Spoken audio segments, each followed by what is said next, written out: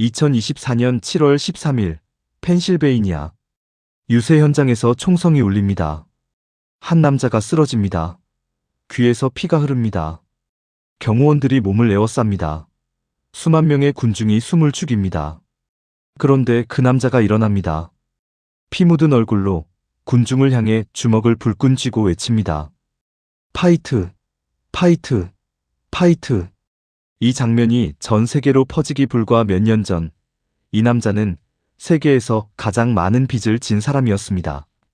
개인 빚 9억 달러. 그리고 또 몇 년 전엔 모든 언론이 이 남자의 정치 인생은 끝났다고 선언했습니다. 그런데도 그는 지금 다시 백악관에 있습니다.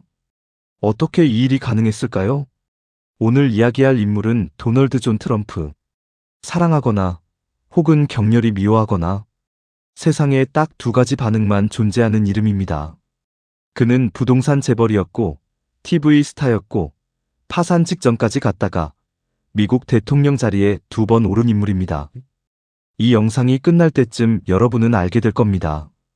어떻게 빚더미 위에 재벌이 미국의 영웅이 됐는지, 왜 탄핵과 기소가 오히려 그를 더 강하게 만들었는지, 그리고 세상 모두가 끝났다고 할 때 이 남자는 어디서 힘을 끌어냈는지를요.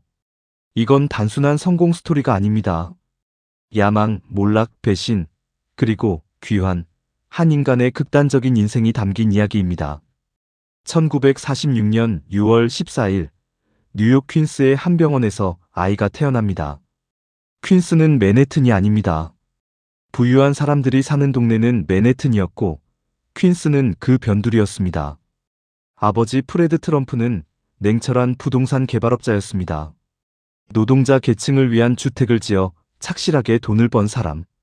집에는 돈이 있었지만 따뜻함보다 규율이 먼저였습니다. 어린 도널드는 학교에서 문제아였습니다. 선생님에게 주먹을 날렸다는 기록도 있고 반에서 가장 고집스럽고 가장 말을 안 듣는 아이였습니다. 결국 아버지는 13살짜리 아들을 뉴욕 군사학교에 보냅니다. 흥미롭게도 그 군사학교에서 도널드는 처음으로 두각을 나타냅니다. 성적도 오르고 리더십도 인정받기 시작합니다. 이후 펜실베이니아 대학교 와튼스쿨에서 경제학을 공부하고 1968년 학위를 들고 아버지 회사로 돌아옵니다. 그런데 그는 처음부터 달랐습니다. 아버지가 퀸스와 브루클린에서 서민주택을 짓는 동안 도널드의 눈은 오직 맨해튼만 바라보고 있었습니다. 나는 더 크게 할 수 있어. 내 이름을 저 빌딩에 새길 거야. 그리고 1987년 한 가지 일이 벌어집니다. 트럼프는 뉴욕 타임스, 보스턴 글로브, 워싱턴 포스트에 9만 5천 달러짜리 전면 광고를 냅니다. 부동산 광고가 아닙니다. 미국 외교 정책 비판이었습니다. 일본은 미국의 보호를 받으면서 미국 시장을 막고 있습니다. 이제 그들이 값을 치를 때입니다. 그리고 대선 경선이 열리는 뉴햄프셔에서 연설을 합니다. 대통령 후보도 아닌 부동산 개발업자가. 연설이 끝난 후 트럼프 앞으로 한 통의 편지가 도착합니다. 발신인은 리처드 닉슨 전 미국 대통령이었습니다. 닉슨은 이렇게 썼습니다. 아내 팻이 TV에서 당신을 봤습니다. 그녀는 정치 전문가입니다. 그녀의 예측은 이겁니다. 언제든 당신이 공직에 출마하면 당신은 이길 것입니다. 트럼프는 이 편지를 수십 년간 간직합니다. 그리고 어떤 사람들은 말합니다. 이 1987년의 뉴햄프셔 연설이 2016년 대통령 당선의 진짜 출발점이었다고. 그 이야기는 다음 영상에서 더 깊이 파고들겠습니다. 1970년대 뉴욕은 최악의 상태였습니다. 도시 재정이 파탄나고 범죄율은 치솟고 맨해튼 한복판 건물들이 텅텅 비어가던 시절, 대부분의 부동산 개발업자들은 맨해튼을 피했습니다. 그런데 20대의 도널드 트럼프는 정반대로 움직입니다. 1978년 폐허나 다름없던 코모도어 호텔을 인수합니다. 뉴욕시와 세금 감면 협상을 이끌어내고 하얏트 체인과 손잡아 그랜드 하얏트 뉴욕으로 탈바꿈시킵니다. 대성공이었습니다. 1983년엔 트럼프 타워가 완공됩니다. 5번가 한복판, 58층 높이, 황금빛 외관에 자신의 이름을 거대하게 새긴 그 빌딩은 단순한 건물이 아니었습니다. 트럼프라는 브랜드의 탄생이었습니다. 그는 언론을 이용할 줄 알았습니다. 자신에 대한 기사를 직접 기자들에게 흘리고 심지어 가명으로 자기 자신을 칭찬하는 제보를 하기도 했습니다. 1987년엔 책도 냈습니다. 거래의 기술, 더 아트 오브 더 딜. 뉴욕타임스 베스트셀러 1위를 13주 동안 지키며 그를 미국적 성공의 아이콘으로 만들어줍니다. 그리고 제국은 계속 확장됩니다. 카지노, 골프장, 항공사, 호텔 체인. 하지만 바로 이 지점에서 균열이 시작됩니다. 1990년 세계 최대 규모를 자랑하던 트럼프 타지마할 카지노가 애틀랜틱 시티에 문을 엽니다. 화려한 오프닝이었습니다. 전 세계 언론이 취재를 왔습니다. 그런데 그 카지노를 짓기 위해 빌린 돈의 이자만 매달 수백만 달러씩 나가는 구조였습니다. 수익으로는 감당이 되지 않았습니다. 1990년 그의 개인 빚 9억 달러, 사업체 전체 빚 35억 달러, 은행들이 모였습니다. 어떻게 할 거냐? 그런데 여기서 트럼프는 역설적인 논리를 펴니다. 내가 망하면 은행들도 다 같이 망합니다. 나는 너무 크게 빚진 사람입니다. 그러니까 여러분은 나를 살려야 합니다. 은행들은 결국 채무 조건을 재조정합니다. 트럼프는 일부 자산을 넘기고 살아남습니다. 그리고 이 경험은 훗날 그가 자주 인용하는 레슨이 됩니다. 나는 부채를 레버리지로 사용하는 법을 안다. 2000년대 초반 트럼프는 새로운 기회를 발견합니다.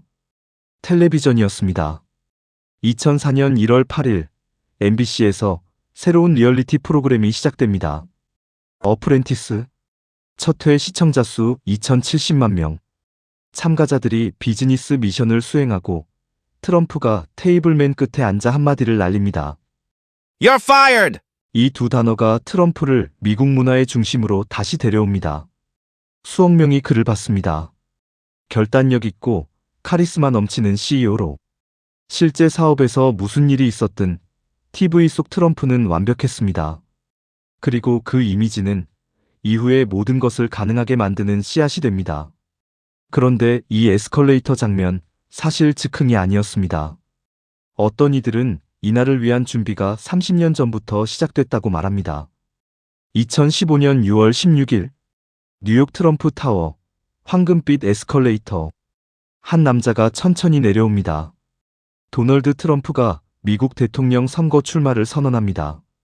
정치권의 반응은 비웃음이었습니다. 쇼맨이 정치를 한다고? 한 달도 못 버틸 거야? 하지만 트럼프는 알고 있었습니다. 화려한 워싱턴 정치인들이 보지 못한 미국의 그늘을. 세계화로 일자리를 잃은 노동자들, 엘리트들에게 소외당한 중서부와 남부의 미국인들. 트럼프는 정제된 언어 대신 그들의 거친 언어를 그대로 사용했습니다. 그는 기득권 체제를 늪이라고 불렀고 자신이 그 늪을 청소할 유일한 아웃사이더임을 강조했습니다. Make America Great Again. 미국을 다시 위대하게. 짧고 강하고 기억에 남는 슬로건. 복잡한 정책 대신 감정에 직접 호소하는 언어. 수십 년간의 TV 경험으로 카메라 앞에서 무엇이 통하는지 본능적으로 아는 사람이 정치 무대에 올라선 겁니다. 2016년 11월 8일 밤 전 세계가 스크린 앞에 앉아 숨을 죽입니다. 새벽이 되자 결과가 나옵니다. 도널드 트럼프 선거인단 306서, 힐러리 클린턴 227서. 세계가 뒤집혔습니다. 그는 연설에서 이렇게 말합니다. 잊혀진 남녀들이 이제 더 이상 잊혀지지 않게 될 것이다. 2017년 1월 20일 도널드 트럼프가 미국 제45대 대통령으로 취임합니다. 그의 대통령직 4년은 조용할 틈이 없었습니다. 감세 정책, 이민 제한, 무역 전쟁, 코로나 팬데믹, 두 차례의 탄핵 소추, 그리고 2020년 대선 패배. 2021년 1월 6일 그의 지지자들이 미 의회 의사당으로 몰려갑니다. 미국 민주주의의 심장부가 흔들리는 순간 트럼프는 트위터 계정을 박탈당하고 사실상 모든 플랫폼에서 퇴출됩니다. 전문가들이 선언합니다. 트럼프 시대는 영원히 끝났다. 그런데 그는 플로리다 마러라고 리조트에서 조용히 때를 기다리고 있었습니다. 수십 건의 형사 기소가 쏟아집니다. 전직 대통령에 대한 사상 초유의 형사 재판들. 그런데 트럼프는 이 머그샷을 굿즈로 만듭니다. 머그컵, 티셔츠, 포스터. 그 사진 하나로 수백만 달러의 후원금이 몰려옵니다. 위기를 자금줄로, 기소를 결집의 수단으로 바꿔버린 겁니다. 정치 역사에서 유례를 찾기 힘든 순간이었습니다. 그리고 다시 2024년 7월 13일 총알이 귀를 스치고 지나가는 순간에도 그는 주먹을 들어 올립니다. 파이트, 파이트, 파이트. 그 장면을 본 지지자들에게 트럼프는 더 이상 일개 정치인이 아니었습니다. 2024년 11월 도널드 트럼프는 미국 제47대 대통령에 당선됩니다. 역사상 재선 실패 후 다시 대통령이 된 단 두 번째 인물. 도널드 트럼프의 삶을 돌아보면 몇 가지 생각에 멈추게 됩니다. 첫째, 브랜드는 현실을 이깁니다. 수차례 파산과 실패를 경험했지만 성공한 트럼프라는 이미지는 한 번도 완전히 무너지지 않았습니다. 그가 팔았던 것은 부동산이 아니라 트럼프라는 이름 그 자체였습니다. 둘째, 미디어를 지배하는 자가 여론을 지배합니다. 타블로이드 시대의 스캔들로 존재감을 키웠고, 리얼리티 TV로 이미지를 재건했고, 소셜미디어로 정치를 뒤집었습니다. 시대마다 새로운 미디어를 가장 먼저, 가장 적극적으로 활용했습니다. 셋째, 위기는 끝이 아닙니다. 파산, 탄핵, 기소, 낙선, 총격까지. 모든 상황이 끝처럼 보일 때마다 자신을 향한 공격을 발판으로 삼았습니다. 트럼프의 이야기는 우리에게 묻습니다. 당신은 세상이 끝났다고 말할 때 어떻게 반응하십니까? 꼭 트럼프처럼 싸우라는 게 아닙니다. 하지만 위기 앞에서 포기하지 않는 것, 자신이 대변하는 것에 끝까지 확신을 갖는 것. 그것이 이 남자가 불가능해 보이는 귀환을 거듭해낸 이유였습니다. 그를 어떻게 평가하든 도널드 트럼프는 20세기와 21세기를 관통하며 미국과 세계를 바꾼 인물임은 분명합니다. 그런데 저는 오늘 영상을 만들면서 자꾸 한 가지 질문이 머릿속을 떠나지 않았습니다. 트럼프는 정말 처음부터 대통령을 계획했던 걸까? 1987년 닉슨의 편지. 30년간 반복된 동일한 메시지. 뒤에서 조용히 움직인 전략가들. 다음 영상에서 이 질문을 끝까지 파고들겠습니다. 지금 구독 버튼을 누르시면 그 영상이 올라올 때 바로 알림이 갑니다. 좋아요 한 번이 저에게 큰 힘이 됩니다. 다음 영상에서 뵙겠습니다. 감사합니다.